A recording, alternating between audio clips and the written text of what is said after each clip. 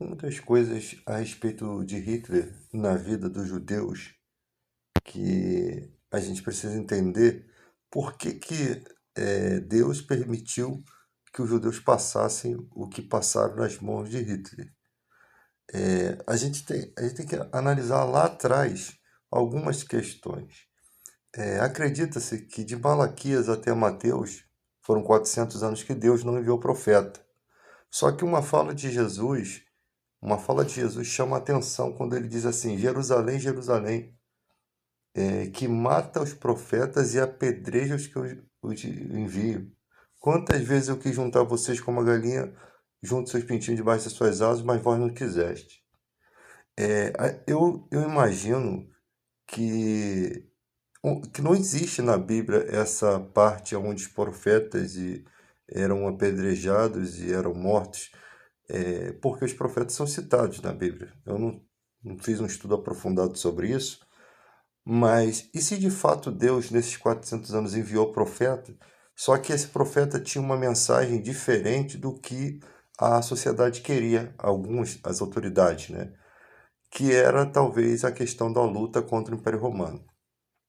Eu acredito que Deus tinha um objetivo de mudar aquela circunstância em que Israel estava sobre o domínio do Império Romano, mas essa situação deveria ser do jeito de Deus, não do jeito que os romanos queriam. E acabou que em 69, ali depois de Cristo, há uma desavença, o povo judeu começa a preparar suas tentativas, né? Aí o comandante Tito profana o templo, né? E destrói o templo. E depois, lá em 135, acontece outra revolta e o imperador Adriano ele dizima vários judeus e expulsa eles de Jerusalém. E nessa expulsão, uma parte dos judeus eles acabam encontrando lá na frente com Hitler. Existiam várias porções da população judaica. Não eram todos os judeus que estavam sendo massacrados eh, pelo Partido Comunista, pelo Partido no, nazista, né? Falei errado, pelo Partido Nazista de Hitler.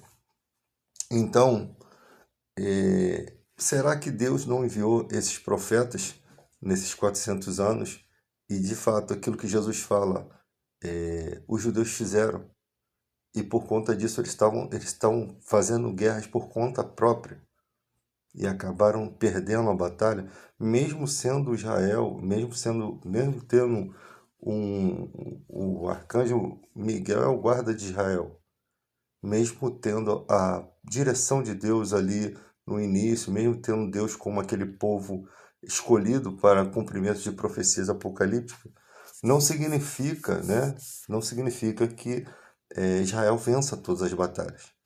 Inclusive, hoje em dia, Israel ele vence as batalhas porque os Estados Unidos ajuda eles, né? Porque eles sozinhos, sem a direção de Deus, confiando somente em Deus, eles venceriam, mas confiando no braço forte dos Estados Unidos, eles estão se protegendo. Eles vencem as batalhas. Você pode ver todas as batalhas aí, sempre os Estados Unidos está ali apadrinhando, né? Porque boa parte dos judeus mora nos Estados Unidos, vive, né? 6 milhões de judeus. E você vê essa luta toda, essa mudança toda de Jerusalém, passou a se chamar Palestina, né? Filistia, terra dos filisteus, ali do o imperador Adriano muda esse nome, e você percebe que a história de Israel, cada dia tem umas situações. Vocês acham que Deus está apoiando essas, essas situações que acontecem na faixa de Gaza, essas situações que acontecem na Cisjordânia, o massacre do povo árabe, né? Que eu sempre costumo falar, o povo árabe não invadiu as terras ali, ele não tomou aquelas terras. O problema das pessoas é que elas não estudam a história e ficam contra um povo sem ter a noção e por conta do preconceito religioso, né? Que é o preconceito contra o islamismo, né?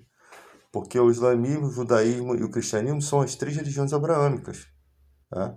E por desconhecimento acham que todo islâmico é extremista, né? Não tem esse conhecimento.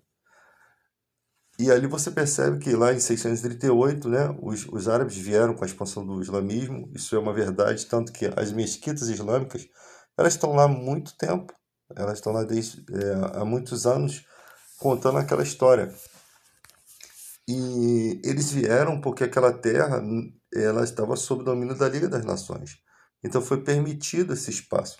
Inclusive, quando Israel chega naquelas terras, quando o Theodor Herzl começa a falar da importância dos judeus na sua pátria, e os judeus começam a vir e acabam trazendo milícias, né, criando milícias como a Ragnar, para poder dominar. Eles vieram com o desejo de dominar e tomar a terra para eles, que é a terra que eles acreditam ser deles, né?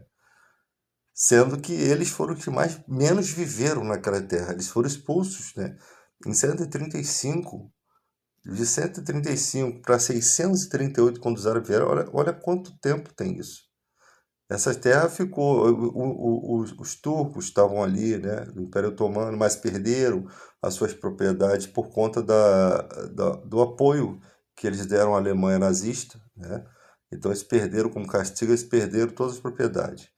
Então a Liga das Nações, com a Grã-Bretanha como líder ali, autorizou a vinda dos árabes para aquela terra. Inclusive foi oferecido para os judeus é, um pedaço de terra, depois lá na frente, quando houve essa guerra entre judeus e árabes, ofereceu-se terras na África, né?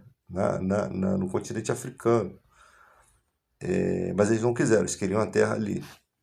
E o que aconteceu na divisão, quando eles dividiram as terras entre judeus e árabes, os árabes não aceitaram, né? O islamismo estava ali há muito tempo, os judeus vieram depois, isso nessa segunda vinda dos judeus, tá? Então, de 135 eles não estavam mais naquela terra, 638 não tinha ninguém. Veio os árabes, começou ali a residir, e aí depois começou a vir os judeus em massa, e aí eles começaram a tentar criar o Estado de Israel, tá? Dentro de uma terra onde já estava o povo árabe. Então, por isso que não aceitou-se essa divisão de terra. E nessa não aceitação, os judeus aproveitaram e dizimaram os árabes, 1 milhão de árabes. Foi ali que começou a guerra, tá?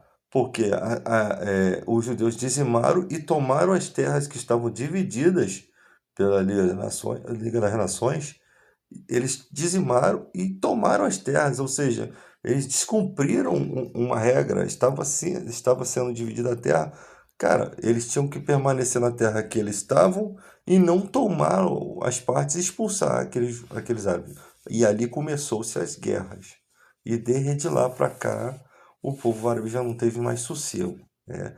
É só retomada de terra. Você pode ver, ó, eles vão fazendo assentamentos, vão criando, vão tomando as terras há muitos anos. A ONU tem um trabalho,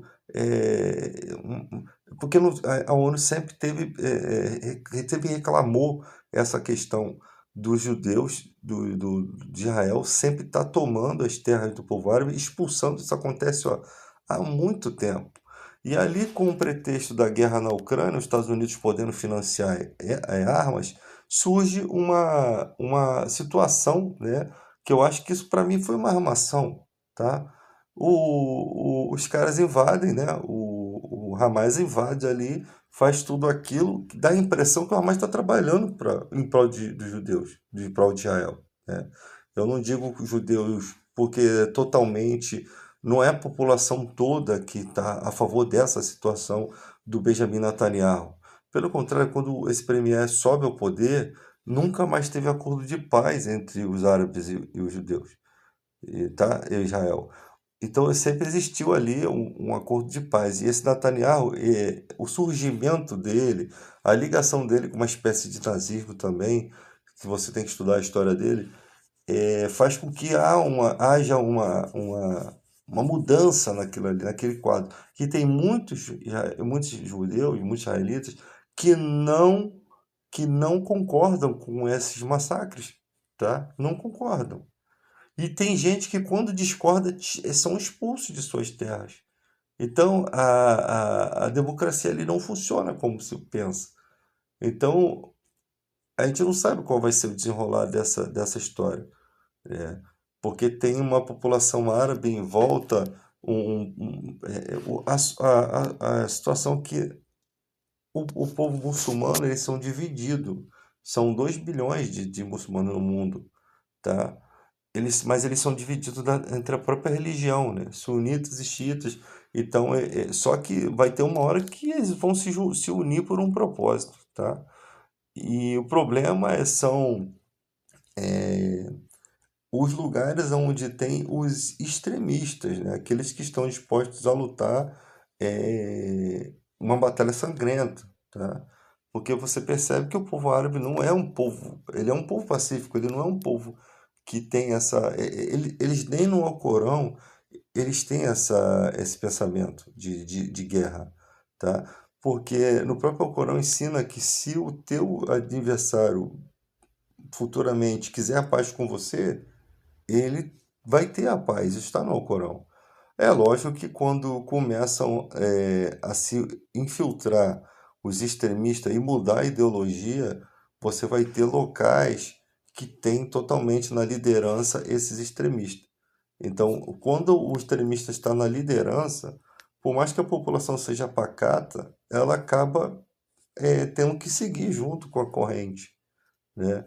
Então não há uma. Aí você vai ver guerras mesmo. Só que é aquela coisa, né? Os Estados Unidos está ali protegendo. Então entrar numa guerra, e você sabe muito bem que para os Estados Unidos ele não quer esse tipo de guerra. Eles têm um poderio bélico, mas eles têm muitos custos para poder fazer uma guerra. São muitos custos, tá? Então é tipo assim, chega uma hora que aquelas provocações começam eles sabem até onde eles podem provocar, tá? Então eles começam a ver a coisa ficando séria e do nada eles acabam matando um líder, e fica, parece praticamente por isso mesmo. Quando há uma retaliação desses países, essa retaliação é tão insignificante assim que ela não é só para dizer que foi feita a retaliação, é só para fazer uma propaganda daquilo, mas não tem um efeito forte. Por quê? Porque você para ir numa guerra, você faz os cálculos do custo que é ir para uma guerra, tá? E qualquer liderança, aquilo ali já é um indicativo para a liderança de que o que vai acontecer com esse líder se ele se unir numa guerra contra ali o Israel, os Estados Unidos, né? E todos. Eu não acho, a OTAN não se envolve nessa situação de guerra, a não ser que os Estados Unidos seja atacado diretamente, tá? Mas se ninguém vai atacar os Estados Unidos porque não tem como arrumar um problema com a OTAN. Mas há esse temor também da OTAN se sentir obrigada, né, a fazer esses ataques, tá? Então são coisas surreais. Os Estados Unidos, por exemplo, está com aquela briga com a Ucrânia lá, a Rússia dizimou a Ucrânia e os Estados Unidos anexou mais 2 países para dentro da OTAN. 2 países que são fronteiras com a Rússia. Então, tipo assim, a Rússia percebe que a maldade, né? O que os Estados Unidos quer fazer? Eles querem cercar a Rússia.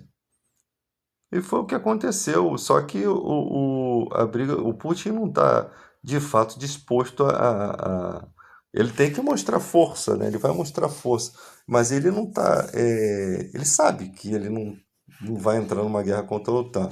Mas os Estados Unidos também não sabe o imprevisível, né? Existem coisas imprevisíveis que às vezes saem do curso das táticas de inteligência americana, porque isso tudo é feito dentro de um pensamento de inteligência, né? Que, se a gente fizer isso aqui, quais as possibilidades disso aqui acontecer? Porque eles sabem muito bem os custos de uma guerra, tá? E a que ponto chega. Então, esse negócio de arma atômica, essas bombas e tal, é mais uma questão de se exibir. Porque qualquer um que usar isso daí, cara, vai causar problemas para N países, para economia do mundo todo. Então é mais uma questão de mostrar assim, ó, se a gente quiser, a gente pode fazer isso. Aí vai que tem um doido varrido desse daí, presidente, que tá com câncer terminal e ninguém sabe. E o cara não tem nada a perder, tá? E aí faz a situação.